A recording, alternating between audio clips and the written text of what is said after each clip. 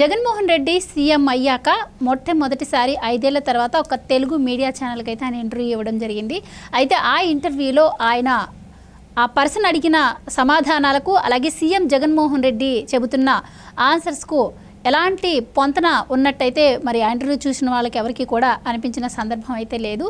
ఇక ముఖ్యంగా ఆ ఇంటర్వ్యూలో ఆయన చేసిన అభివృద్ధి గురించి కాకుండా చంద్రబాబు హయాంలో ఏం అభివృద్ధి జరిగింది అన్నది ఒక్కటే పాయింట్గా మాట్లాడుతున్నట్టయితే మనకి కనిపించింది. మరి అక్కడ చంద్రబాబు నాయుడు హయాంలో జరిగిన అభివృద్ధి ఏంటి, మరి నిన్న ఇంటర్వ్యూలో చెప్పినటువంటి అభివృద్ధి ఏంటి, ఈ విషయాలన్నీ తెలుసుకునే ప్రయత్నం చేద్దాం. మనతో ఉన్నారు సీనియర్ పొలిటికల్ అనలిస్ట్ అంగంరావు గారు. నమస్కారం సార్. సార్, నిన్న సీఎం జగన్మోహన్ రెడ్డి గారు ఒక మీడియా ఛానల్కి ఇంటర్వ్యూ ఇచ్చారు. సో ఆ ఇంటర్వ్యూలో పర్సన్ ఎవరైతే ఉన్నారో ఆయన అడిగిన క్వశ్చన్స్కి మరి జగన్మోహన్ రెడ్డి గారు ఇచ్చిన ఆన్సర్స్కి ఎక్కడ పొంతన ఉన్నట్టు అనిపించలేదు. కొన్ని అయితే కొంచెం అవాయిడ్ చేసినట్టే కనిపించింది. సో ముఖ్యంగా అవినాష్ రెడ్డి గారి కేసు విషయం కావచ్చు, అలాగే రాష్ట్ర జీడిపి గురించి కావచ్చు, ముఖ్యంగా ఆయన హయాంలో జరిగిన అభివృద్ధి గురించి కావచ్చు, వీటన్నింటి కూడా అడిగే ప్రయత్నం యాంకర్ చేయగా ఆయన ముఖ్యంగా ఏం చెప్తున్నారు, మొన్నటి వరకు ప్రచారంలో సంక్షేమమే మా ఎజెండా, సంక్షేమంతోనే మేము మళ్ళీ గెలుస్తామని చెప్పారు. ఇక్కడ నిన్న అడిగిన ప్రశ్నకు ఆయన అభివృద్ధి కూడా మేము చేశాం, రెండింటిని సమానంగా తీసుకెళ్ళామన్నట్టు ఆయన మాట్లాడుతున్నారు. సో ఏం చేశారంటారు ఆయన అభివృద్ధి? ఆయన మాటల్ని మనం ఎలా అర్థం చేసుకోవచ్చు అంటారు? శరవేగంగా పరిగెత్తిస్తున్నానని చెబుతున్నాడు కదా. అభివృద్ధిని శరవేగంగా పరిగెత్తిస్తుంటే ఈ 59 నెలల్లో ఎన్ని పరిశ్రమలు పూర్తయిపోయినాయి, ఎన్ని పరిశ్రమలు వచ్చినాయి, ఎన్ని సాగునీరు ప్రాజెక్టులు పూర్తయినాయి, ఎన్ని లక్షల ఎకరాలకు అదనంగా నీరు అందించారు, అవి కూడా చెప్పుంటే బాగుండేది. అవి చెప్పడానికి ఏం లేదు కదా. అంటే సాగునీరు రాకపోవటం అభివృద్ధి అనేది ఆయన ఉద్దేశం. అలాగే జలాశయాల నిర్వహణ పూర్తి చేయకపోవడం కూడా అభివృద్ధి అనేది ఆయన భావన. ఎందుకంటే వాటి వల్ల ఉపయోగం లేదనేది ఆయన నిర్ధారణ చేశాడు. అలాగే ప్రభుత్వ ఉద్యోగాల గురించి కూడా ఆయన చెప్పాడు కదా. 2,30,000 మంది ఉద్యోగాలు వచ్చి అందుట్లో సచివాలయ ఉద్యోగాలు కూడా జమ కట్టేసి అయ్యే ఉద్యోగాల కింద లెక్కేస్తున్నారు కదా. సరే, అవి కూడా ఉద్యోగాల కిందే ప్రభుత్వం కింద లెక్కేసుకుందాం మనం, మంచిదే, కాదని అంటలేదు. ప్రభుత్వ సంస్థలకు సంబంధించి డిఎస్సీలకు సంబంధించి ఆయన గతంలో తెలుగుదేశం ప్రభుత్వం ఏం చేసింది, ఇతను ఏం చేసింది అనే దాన్ని చూసుకుంటా ఉంటే ఒక్కడ కూడా ఇతను వేయలేదు కదా ఇప్పటి వరకు. ఇక రెండోది, దివంగత గౌతమ్ రెడ్డి గారు పరిశ్రమల శాఖ మంత్రి, ఆయన పరిశ్రమల శాఖ మంత్రి గారే దివంగత గౌతమ్ రెడ్డి గారు స్వయాన శాసనసభ సాక్షిగా తెలుగుదేశం ప్రభుత్వంలో ప్రభుత్వ రంగ సంస్థలకు కావచ్చు, లేకపోతే ఇడిగా ప్రైవేట్ రంగ సంస్థలకు కావచ్చు, రమారమి 5,13,000 మందికి ఉద్యోగ కల్పన వచ్చిందని చెప్పి ఆయన చెప్పాడు. ఈయన 32,000 కోట్లు మాత్రమే పెట్టుబడి వచ్చింది చంద్రబాబు నాయుడు గారి హయాంలో అని అంటున్నాడు. మరి ఏది 32,000? ఎక్కడ వచ్చిన పరిశ్రమలు అన్నీ కనపడతా ఉంటే మరి అంతమందికి ఉద్యోగ కల్పన జరిగితే 32,000 కోట్లు అని చెప్పని ఆయన చెప్తున్నాడంటే, అంటే ఏదైనా సరే అలవోలకగా ఆయన చెప్పగలుగుతున్నాడు. తన ప్రభుత్వంలో ఓ పక్కన పరిశ్రమల శాఖ మంత్రి గారు 13 లక్షల కోట్లు వచ్చినాయని చెప్పాడు, ఈయనేమో 1,00,000 కోట్లు చెబుతున్నారు. అంటే ఇక్కడే వ్యత్యాసం అనేది చాలా స్పష్టంగా కనపడుతుంది కదా. పోనీ 4 పరిశ్రమల పేరులో ఒక్కో పరిశ్రమకి 10,000 మంది ఉద్యోగాలు వచ్చిన వాళ్ళు ఎవరన్నా కనపడుతున్నారా? కియా పరిశ్రమ లాంటిది ఏమైనా కనపడుతుందా? మరి వచ్చిన పరిశ్రమలు ఎందుకు వెనక్కి వెళ్ళిపోయినాయి? అమర్రాజా పరిశ్రమ విస్తరణ కార్యక్రమాలు తెలంగాణకు ఎందుకు వెళ్ళింది? కియా పరిశ్రమకు సంబంధించిన ఒకటి తమిళనాడు, ఒకటి కర్ణాటక ఎందుకు వెళ్ళినాయి? లల్లు వాళ్ళు ఎందుకు పారిపోయారు? రిలయన్స్ వాళ్ళు ఎందుకు వెళ్ళిపోయారు? మీరంతగా ప్రజల కోసం పరిశ్రమలు తీసుకొస్తూ ఉంటే వాళ్ళు ఎందుకు ఎన్నికి వెళ్ళారు? ఎన్ని పరిశ్రమలు ఎన్నికి వెళ్ళినాయి? అంటే ఇంకొకటండి, ఇప్పుడు ఈ ఇంటర్వ్యూలో ఆయన ఎలా సమాధానం ఇస్తే, రీసెంట్గా ఒక నేషనల్ మీడియాకి ఇచ్చిన ఇంటర్వ్యూలో ఆయన ఏం చెప్పారంటే, అంటే కంపెనీస్ రావడం వల్ల ఎన్ని ఉద్యోగాలు ఇస్తాం, ఎంతమందికి ఉద్యోగాలు ఇస్తాం, మన రాష్ట్రంలోనే ఉండి మటన్ షాపులు, చికెన్ షాపులు, ఫిష్ షాపులు ఇలా పెట్టుకుంటే అభివృద్ధి వస్తుంది కదా అన్నట్టు మాట్లాడారు. అంటే ఈ 2 ఇంటర్వ్యూల్లోనే వ్యత్యాసం ఉందని మనం అనుకోవచ్చు. అంటే ఇక్కడ మామూలుగా ఎన్నికలు సమీపిస్తున్నాయి కాబట్టి నేను ఇంకా ఇవన్నీ తీసుకొచ్చానని చెప్పుకుంటా ఉన్నారు. రైతు భరోసా కేంద్రాల గురించి, సచివాలయాల గురించి మాట్లాడారు కదా. రైతు భరోసా కేంద్రాలు ఇప్పటికి కూడా చాలా సార్ల అద్దెలు చెల్లించక ఆ ఇంటి యజమానులు తాళాలు వేసిన సందర్భాలు చాలా ఉన్నాయి. మరి ఇవన్నీ చూసుకుంటా ఉంటే ఇప్పుడు ఆయన చెప్పిన అభివృద్ధి నిజంగా ఉంటే ఉద్యోగ కల్పన రావాలి కదా, పరిశ్రమలు వస్తే ఉద్యోగాలు రావాలి కదా. మరి ఉద్యోగాలు ఎందుకు రావట్లేదు? అంటే ప్రారంభ దశలో ఉండా కూడా కొంతమంది నియమించుకుంటారు కదా, అక్కడ పనులు జరగాలి కదా. ఇప్పుడు గతంలో ఎన్ని లక్షల మంది వివిధ రాష్ట్రాల నుంచి వచ్చేసి అమరావతి కావచ్చు, విశాఖపట్నం కావచ్చు, లేకపోతే కియా పరిశ్రమ కాడ కావచ్చు, వివిధ జిల్లాల్లో ఎంతమంది పనిచేశారు, ఎంతమందికి ఉపాధి కలిగింది? ఈరోజు పరిశ్రమలో ఏం కనపడుతున్నాయి? ఎన్ని పరిశ్రమల్లో పనులు జరుగుతూ ఉన్నాయి? కొత్తగా తీసుకొచ్చినవి ఎంతమందికి ఉన్నాయి? ఉన్నవాళ్ళు ఏ విధంగా అయిపోయారు. ఇది కదా ఈరోజు ప్రజల్లో మాట్లాడుకుంటా ఉంది. సరే, ఆయన అభివృద్ధి గురించి మాట్లాడుతున్నారు, అభివృద్ధి జరిగిందంటున్నారు, పోర్టులు తీసుకొచ్చామంటున్నారు. మరి ఆదానికి పోర్టులు ఎందుకు అమ్మారు? రాష్ట్రానికి కదా అవి రావాల్సింది. ఈరోజు సంబంధించిన ప్రతిదీ కూడా వేగవంతంగా పని జరుగుతుందండి. ఎంత శాతం పని జరుగుతుంది అది కూడా చెప్పాలి కదా. 17 మెడికల్ కాలేజీలు తీసుకొచ్చారు అన్న, ఎన్ని ప్రారంభించారు, ఎంతవరకు పురోగతి సాధించింది? అమరావతి పరిసర ప్రాంతాల్లో ఉన్నటువంటి 3 అంతర్జాతీయ సంస్థలు, విద్యా సంస్థలకి రహదారులు కూడా వేయకుండా, నీరు సౌకర్యం కూడా అందించకుండా మీరు ఎంత ఎతలు పెడతా ఉన్నారు. ఇదా మీరు సాధించిన అభివృద్ధి? 4 లక్షల మంది విద్యార్థులు డ్రాప్అవుట్స్ ఉన్నాయి కదా ఈరోజు పాఠశాలలకు సంబంధించి. మరి దానివల్ల నాడు నేళ్ళు అంత గొప్పగా ఉంటే వాళ్ళు ఎందుకు డ్రాప్అవుట్స్ జరుగుతాయి? చెప్పుకోవడానికి చాలా ఉంటాయి. అండ్ అలాగే ల్యాండ్ టైటిలింగ్ యాక్ట్ వివరంగా చెప్తున్నాడు. అడిగిన ప్రశ్నకు సమాధానం లేదు కదా, సమాధానం చెప్పకుండా, అంటే మీ భూమికి నేను భరోసా అన్న మాట ఆయన నోటి నుంచి రాలేదు. కానీ దీనివల్ల ఏవో రీజన్స్ అయితే చెప్తూ ఉన్నాడు. సో దాని గురించి మనం ఎలా చూడొచ్చు? ఇప్పుడు భూమికి సంబంధించి దాదాపు అప్పుడు అంటే బ్రిటిష్ గవర్నమెంట్ వాళ్ళు ఏం చేశారంటే ఆ సర్వే చేయించి కొన్ని రాళ్ళు వేశారు. ఇప్పుడు కూడా ఏ ప్రామాణికంగా తీసుకొని ఎక్కడైనా జరగాలంటే, సర్వేలు జరపాలంటే, అమ్మాలన్నా కొనాలన్నా దాన్ని దృష్టిలో పెట్టుకొని అక్కడి నుంచి ఆ భూమి కొలతలు వేసి అప్పచెబుతూ ఉంటారు. సహజంగా ఎలా ఉంటుందంటే, నేను కొనుక్కోవాలి, లేదంటే నేను అమ్మాలి, మీరు కొనుక్కోవాలి. దాన్ని తీసుకెళ్ళి రిజిస్ట్రార్ ఆఫీస్ దగ్గర తీసుకెళ్ళి నాకు సంబంధించిన పత్రాలు వాళ్ళకి ఇచ్చేస్తే అక్కడ దానికి సంబంధించిన రైటర్ గారు ఉంటారు. ఆయన ఏం చేస్తాడంటే వివరాలన్నీ తీసుకొని వీళ్ళకి, నాకు మీ భూమి ఉందండి, మీకు తాతల దగ్గర నుంచో తండ్రుల దగ్గర నుంచో లేకపోతే మీకు మీరు కొనుక్కున్నదో వివరంగా దాంట్లో ఉంటే, ఇదిగో పలానా ద్వారా పలాని సంవత్సరం వీళ్ళ హక్కు భుక్తంలో ఉంది ఇది. కాబట్టి ఈ రోజు నుంచి దాని మీద ఏదన్నా న్యాయపరమైనటువంటి లావాదేవీలు ఉన్నా కూడా నా సొంత ఖర్చులతోటి దాన్ని పరిష్కరించేసి మీకు అందజేయగలను. ఇప్పటివరకు ఎలాంటి విభేదాలు లేవు. ఈ రోజు నుంచి హక్కు భుక్తాలన్నీ మీకు నేను దఖలు చేస్తున్నాను అని చెప్పని చెబుతారు. దాంట్లో పొందుపరుస్తారు. అప్పుడు దాన్ని తీసుకెళ్ళి రిజిస్ట్రార్ గారి దగ్గరికి వెళ్ళిన తర్వాత రిజిస్ట్రార్ గారు దాన్ని అంతా పరిశీలించిన తర్వాత మీకు ధనం అందిందా, మీరు సంపూర్ణంగా దీనికి ఒప్పుకుంటున్నారని చెప్పని అడిగిన తర్వాత దానికి వీళ్ళు అంగీకరిస్తే అప్పుడు దాన్ని మీ పేరు మీద మారుస్తారు. ఆ మార్చినప్పుడు దానికి పత్రాలు ఇస్తారు, అసలైన పత్రాలు ఇస్తారు. ఇచ్చిన తర్వాత నకళ్ళు వాళ్ళ దగ్గర ఉంటాయి. ఒకవేళ ఈ పత్రాలు ఏదన్నా పోయినా కూడా వాళ్ళ దగ్గరికి వెళ్ళి దానికి సంబంధించి మనం దరఖాస్తు చేసుకుంటూ ఉంటే నకళ్ళు అందించగలుగుతారు.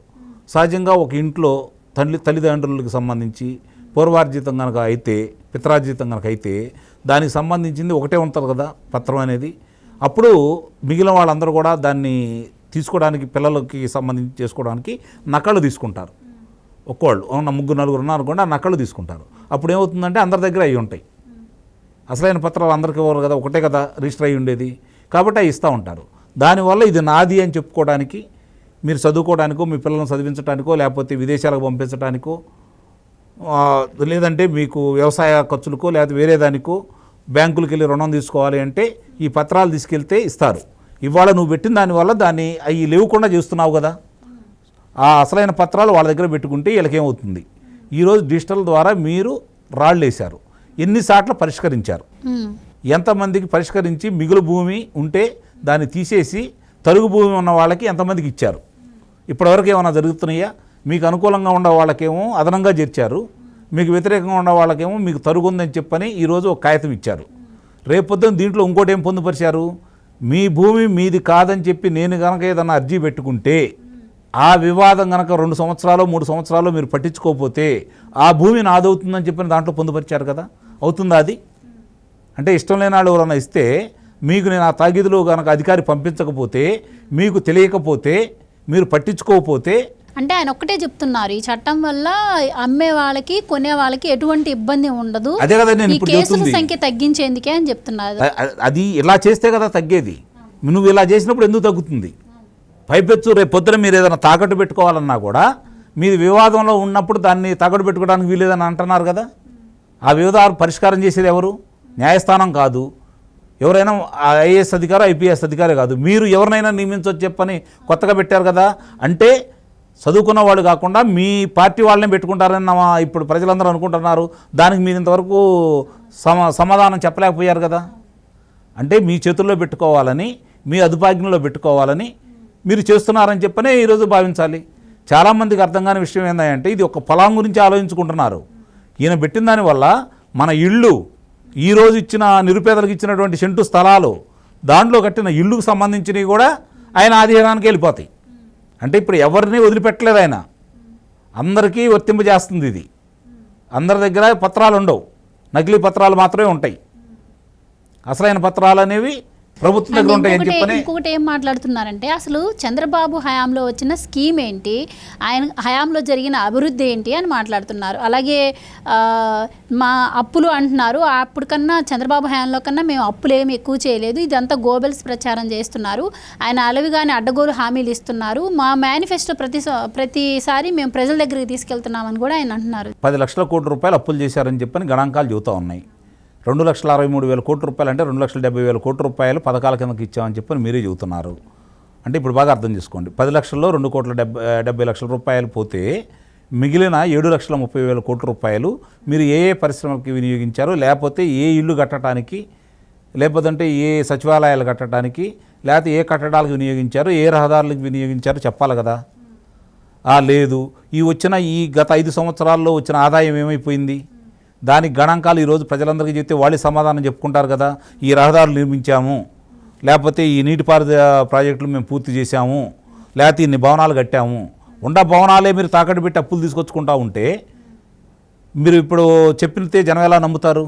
ఈరోజు మీరు చంద్రబాబు నాయుడు గారి గురించి మాట్లాడుతున్నారు.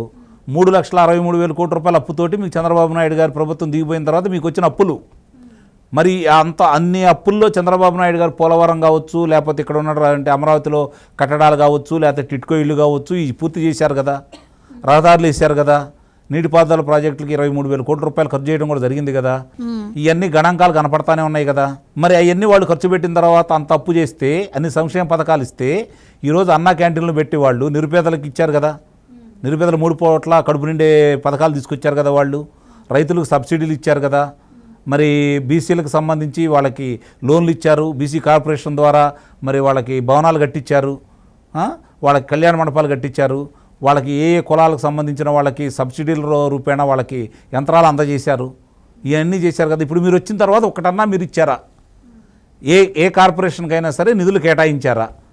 మరి వాళ్ళు తెలుగుదేశం ప్రభుత్వం ఉండగా బీసీ కాలనీలో కావచ్చు, ఎస్సీల కాలనీలో కావచ్చు, దళితుల కాలనీలో కావచ్చు, ముఖ్యంగా దళితుల కాలనీ గురించి మాట్లాడుకుందాం. 5,200 కిలోమీటర్లు సిమెంట్ రోడ్లు వేశారు. మరి మీరు వచ్చిన తర్వాత 10,000 కిలోమీటర్లైనా అక్కడ వేసారా? మొత్తం మీద రాష్ట్రం మొత్తం మీద వాళ్ళు 25,000 కిలోమీటర్లు వేశారు. భారతదేశంలో ఏ రాష్ట్రంలో జరగనంతటువంటి సిమెంట్ రోడ్ల నిర్మాణం ఆ ప్రభుత్వంలో జరిగింది. మీరు ఎప్పుడైనా వేసారా? వేస్తే మీరు చూపించండి, పలానా చాట వేయించారని చెప్పని. అంటే దళితుల మీద మా దళితులు అంటున్నారు కదా. దళితుల మీద మీ ఎంత ప్రేమ ఉందో మీకు అర్థమవుతానే ఉంది కదా. దళితులు వాళ్ళ కాళ్ళ మీద వాళ్ళు నిలబడటం కోసం 7,000 పైచీలకు ఇన్నోవా వాహనాలు వాళ్ళకి సమకూర్చింది కదా తెలుగుదేశం ప్రభుత్వం. సప్లాన్లన్నింటినీ మీరు రద్దు చేశారు కదా. 27 సప్లాన్లన్నింటినీ మీరు రద్దు చేసేసి ఈరోజు ఒక్కళ్ళు కూడా వాళ్ళు అందకుండా చేసుకుంటున్నారు కదా. మీరు ఏం న్యాయం చేశారు వాళ్ళకి? ఇన్ని వైఫల్యాలు మీరు కనపడుతూ ఈ పోర్టుల నిర్మాణం గురించి కూడా వివరంగా దాని గురించి మాట్లాడుకుంటా ఉంటే చాలా సమయం పట్టింది. ముఖ్యంగా ఆయన మీ హయాంలో జరిగిన అభివృద్ధి ఏంటంటే 3 విషయాలు చెప్తున్నారు. ఫిషింగ్ హార్బర్స్, అలాగే మెడికల్ కాలేజీలు, ఇంకొక సమయం ఈ 3 చెప్తూ వస్తున్నారు తప్పించి ఇంక మిగతా అభివృద్ధి అంటే ఆయన ఏం చెప్పలేకపోతున్నారు. లేదు అంటే సచివాలయాల్లో పిల్లలకు ఉద్యోగాలు ఇచ్చాము, లేకపోతే వాలంటీర్లుగా ఉద్యోగాలు ఇచ్చామనే చెప్తూ వస్తున్నారు. అసలు చంద్రబాబు హయాంలో అసలు ఆయన చేసిన స్కీమ్ ఏంటి అని అడుగుతున్నారు. నా అభిమతం, నేను చనిపోయిన తర్వాత కూడా అందరి ఇళ్లలో నా ఫోటో పెట్టుకోవాలి, అదే నా అభిమతం, ప్రజల గుండెల్లో నేను ఎప్పుడు ఉండాలంటున్నారు. ఇప్పటికీ చూసుకుంటే పిల్లలు తినే చాక్లెట్స్ మీద కావచ్చు, ఈవెన్ మనం చెప్తున్న పట్టాదారు పాస్ పుస్తకాల మీద, రేపు రాబోయే ఇది ల్యాండ్ టైటిలింగ్ యాక్ట్ ఆ బుక్కుల మీద కూడా ఆయన పేరు ఉండేటట్టు చూసుకుంటున్నారు. సో ఇక్కడ మరి ఇంకా ఎలా చూడొచ్చు అంటారు ఆయన మాటల్ని? అంటే ఇక్కడ ప్రతి దాంట్లో కూడా అతను ఒక వ్యూహాత్మకంగా వెళ్తున్నాడు. సహజంగా ఈరోజు పిల్లలు ఇంటికి వచ్చారనుకోండి, పుస్తకం మీద కనపడుతుంది. అదే లేదంటే మీరు పెద్దవాళ్ళు చూస్తుంటే మీరు అన్నట్టు ఈ పథకాలకు సంబంధించి పాస్ పుస్తకాల మీద ఇవన్నీ కనపడతా ఉన్నాయి.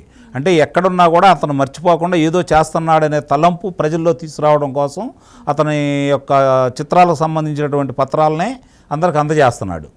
ఇక్కడ ఫలానా వాళ్ళకి నేను మేలు చేశానని చెప్పుకోవడం కోసం నేను ఇందాక అడిగిన ప్రశ్నలకి ఆయన దగ్గర ఏమైనా సమాధానం ఉందా? ఈ ఉద్యోగ కల్పన కావచ్చు, లేకపోతే వీళ్ళకి జరిగేదానికి కావచ్చు, లేకపోతే నీటి ప్రాజెక్టులకు కావచ్చు, రహదారులకు కావచ్చు, శాశ్వత భవనాలు కావచ్చు, కొత్తగా వచ్చిన పరిశ్రమలు కావచ్చు, ఇవి ఉన్నాయని చెప్తున్నాడా? చెప్తే కదా అభివృద్ధి. చేపలు అమ్ముకుంటేనో, లేకపోతే మాంసం అమ్ముకుంటేనో, లేకపోతే వాళ్ళు గొర్రెలు కాసుకుంటేనో అది కాదు కదా అభివృద్ధి. దానికోసం అయితే నువ్వెందుకు బటన్ అంటున్నాడు? ఇంతకుముందు ఈయన రాకముందు పథకాలు అమలు జరగలేదా? ఇంతకుముందు ఈ పథకాలను ఎవరు అమలు చేయలేదా? వాళ్ళు సక్రమంగా అందలేదా? వాలంటీర్లు వస్తేనే ఆ సక్రమంగా అందినయ్యా? దానికోసం నువ్వు ప్రతి వాళ్ళకి నెలకి 5,200 రూపాయలు చెల్లిస్తూ 2,63,000 మందికి ప్రతి నెల 28,93,000 రూపాయలు ప్రజాధనాన్ని నువ్వు వృధా చేస్తానే ఉన్నావు కదా. ఇవన్నీ కూడా చూసుకుంటా ఉంటే ఎక్కడైనా సరే సహజంగా ఇప్పుడు మీరు ఆనందంగా ఎప్పుడు ఉంటారండి?